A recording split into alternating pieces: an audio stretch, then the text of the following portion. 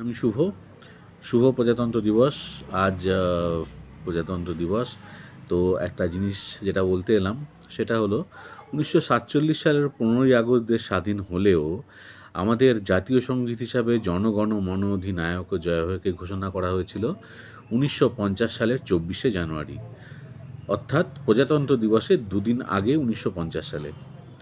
তো যদিও আইএনএ অর্থাৎ আজাদ হিন্দ ফৌজ নেতাজি যার নেতৃত্ব দিচ্ছিলেন, সেই আইএনএ কিন্তু এই জনগণ মন অধিনায়ক জয় হোকে অলমোস্ট তাদের মূল সঙ্গীত বানিয়ে নিয়েছিল এবং ভারতেরও বিভিন্ন জায়গাতে বিভিন্ন রকম কাজে শুরু বা শেষে এই গান গাওয়া হচ্ছিল।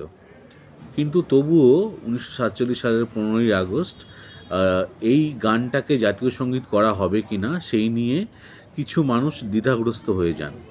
তার প্রধান কারণ হলো গানটিতে আছে পাঞ্জাব, সিন্ধু, গুজরাট ও মারাঠা। সিন্ধু, ততদিনে যেহেতু দেশ পার্টিশন হয়ে গেছে এবং পাকিস্তানের পার্টে সকল সিন্ধু চলে গেছে, তো সেই জন্য অনেকে বলছিলেন যে একটু দ্বিধাগ্রস্ত ছিলেন যে এই গানের সিন্ধা আছে, সেই গানকে ভারতবর্ষের জাতীয় সঙ্গীত করা যায় কি যায় না।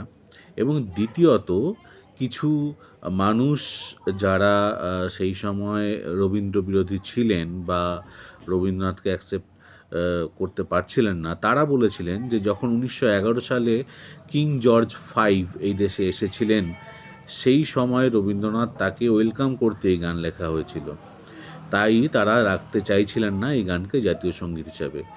যদিও এই তথ্যগুলো কতটা 100% সঠিক সেটা নিয়ে এখনও ডাউট রয়েছে, কিন্তু মূলত এই দুটো কারণ এটা মনে করা হয়।